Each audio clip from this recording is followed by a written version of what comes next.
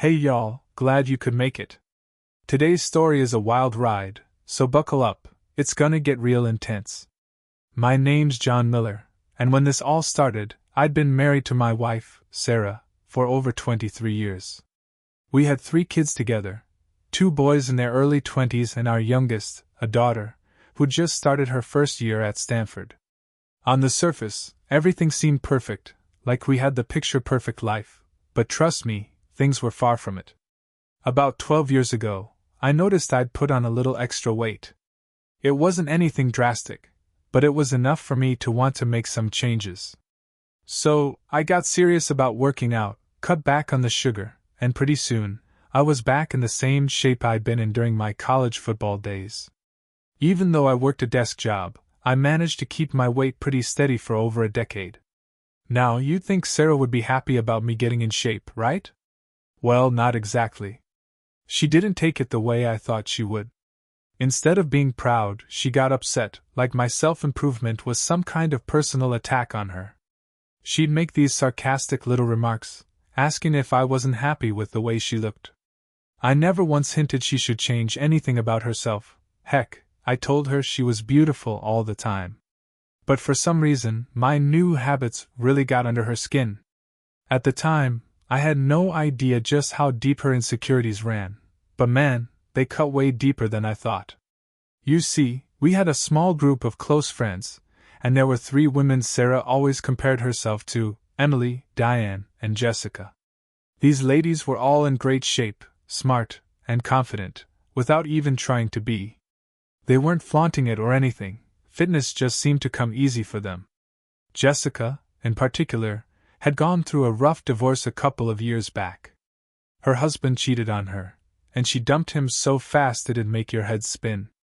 I even helped Jessica out during that tough time, loaned her some money to keep her business going and gave her emotional support when she needed it. And boy, did that make Sarah mad. She couldn't stand that I'd been so helpful to Jessica, even though Jessica was her friend too. It wasn't like I was sneaking off to hang out with her alone or anything. Everything I did, Sarah was right there. But none of that mattered. Sarah got even more bitter and resentful, and eventually, she decided the way to deal with her feelings was to have an affair herself. That's when things really took a nosedive. Sarah had been acting a little off ever since Jessica's divorce, but nothing too crazy. Life pretty much went on as usual, and honestly, our physical relationship hadn't changed much. I'd always been more into it than she was, but looking back, there were signs I should have noticed. And the way I found out about the affair? Man, it was such a cliché, it's almost embarrassing. I was on a work trip, driving about 150 miles from home, and there'd been some snow and ice on the roads. I checked the traffic and saw a massive backup on the interstate. So I called Sarah to let her know I'd be getting home late, probably a few hours behind schedule. She sounded a little distracted but told me to drive safe and not rush. After I hung up, something strange happened. A parking valet, of all people, gave me a tip. He said if I took an alternate route, I could avoid the traffic jam and save at least an hour. I took his advice, and sure enough, I got home way earlier than expected. As soon as I pulled onto our street, there it was, a strange car in our driveway. But it wasn't just any random car, it belonged to Tom Jenkins, the head librarian at the library where Sarah volunteered. Now, Tom wasn't exactly what you'd call a catch. He was in his 40s, out of shape, and honestly, kind of gross. I never liked the guy, and I sure couldn't figure out why Sarah would be interested in him. But seeing his car there, well, it didn't take long for me to put 2 and 2 together. I parked my car down the street, out of sight, and walked up to the house. Our place is pretty old, with a long, winding driveway that's hard to see from the road. I slipped in through the back door, took off my shoes, and quietly headed up the back stairs. That's when I heard them, Sarah and Tom, talking in the guest bedroom. I couldn't catch every word, but I did hear Sarah say something like, "The king of training will be home in about an hour and a half, so I've got plenty of time to clean up." I was the king of training, though I never called myself that. It was pretty clear from her tone that she wasn't too thrilled with my dedication to fitness. something inside me snapped. I decided right then and there that Tom was gonna pay for messing around in my house. I hurried down to the utility room and flipped off the main power switches. Then, using a flashlight, I crept back upstairs and crouched at the top of the main staircase. The whole house was pitch black, and I couldn't see a thing, but I sure could hear them freaking out. I heard Tom mutter something about being careful on the stairs, and as he started making his way down, I reached out, grabbed his shoe, and yanked it forward. The scream that came out of him as he tumbled down those stairs still gives me chills. He hit the steps hard, once, twice, and by the third or fourth thud, it went completely silent. I didn't stick around to see the damage. Instead, I slipped out the way I came, turned the power back on, and drove to a Starbucks a few miles away to kill some time. I hung out there for about an hour, pretending like I had just gotten back into town. To keep up appearances, I even bought a couple of brownies, one for me and one for Sarah. Then I headed home. When I pulled into the driveway, Sarah was nowhere to be found, but what she couldn't hide was the dark red stain halfway up the stairs, with a few smaller spots splattered on the wall. It was blood. I couldn't help but smirk to myself. I wasn't sure what kind of shape Tom was in after his fall, but judging by the amount of blood, it didn't look good. I made my way upstairs, careful not to step in the blood, and noticed Sarah hadn't even had time to change the sheets in the guest bedroom. She must have been in a full-blown panic after Tom took that tumble. So, I gathered up the bloody sheets, stuffed them in a plastic bag, and stashed them in the utility room. After that, I casually placed the Starbucks bag with the brownies on the kitchen table and called Sarah on her cell. She picked up after a few rings, and her voice was shaky. "Where are you, Sarah? And what the hell is up with these red stains on the stairs?" I asked, trying to sound concerned but firm. There was a long pause before she finally replied. I'm at Memorial Hospital. Tom Jenkins, you know, from the library, he fell down the stairs, and I had to bring him here." I could hear the panic in her voice. She knew things were bad, but she had no clue how much I already knew. "What was Tom doing upstairs in our house, Sarah?" I snapped into the phone. She hesitated, clearly thrown off. "We were, talking about something," she stammered. "Talking about what? What the hell am I gonna find when I go upstairs?" I shot back. "There's no reason for you to go upstairs. I'll be home soon," she said quickly, trying to take control of the situation. But it was too late for that. I hung up the phone and immediately packed a few bags with the essentials. I grabbed the bloodied sheets and the Starbucks receipt and headed straight to a hotel. I wasn't gonna hang around for whatever lame excuses she had lined up when she got home. When she finally tried calling me later, I cut her off. "I'm staying at a hotel tonight. I'm meeting with a divorce lawyer tomorrow," I told her flatly before hanging up and turning my phone off. There was no turning back after that. The next day, I met with the divorce lawyer Jen had recommended. She was tough as nails, no nonsense, and didn't waste time. We went over the details of my case, and with the affair, the bloodstains, and everything else, I knew I had a rock-solid case. A few days later, things escalated even more when the cops showed up at my office to question me about Tom's fall. Turns out, Tom survived the fall, but he wasn't in good shape: concussion, broken bones, nasty cuts. He told the police that the lights went out mysteriously, and that he thought someone grabbed his leg before he fell. I kept my cool and casually explained, "I thought it was just an accident. I wasn't even home. I was stuck in traffic and then stopped at Starbucks. You can check my receipts, the traffic cameras, whatever you need."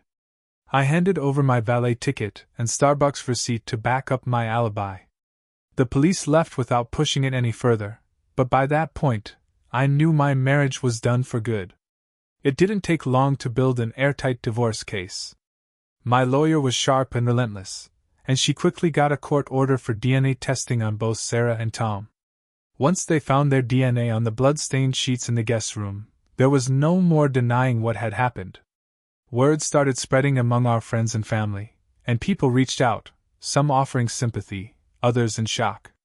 I played along, acting sad or humble depending on who I was talking to. But deep down, what I felt was more like relief. The truth was out, and there was no more pretending. One person who actually seemed a bit happy about it all was Jen. She was probably the only one who really got what I was feeling, ready to move on, free from the betrayal. It didn't take long for the divorce to be finalized. In the end, Sarah got half of what we owned, including the house. Honestly, I didn't mind losing the house. Never really liked it, to be honest. It was way too big for just the two of us now that the kids were mostly grown, and it constantly needed some kind of repair. Sarah bought out my share so she could stay comfortable, but she wasn't anywhere near as well off as me. See, several years back, I had started a company that made vertical axis wind turbines, a design I co-invented.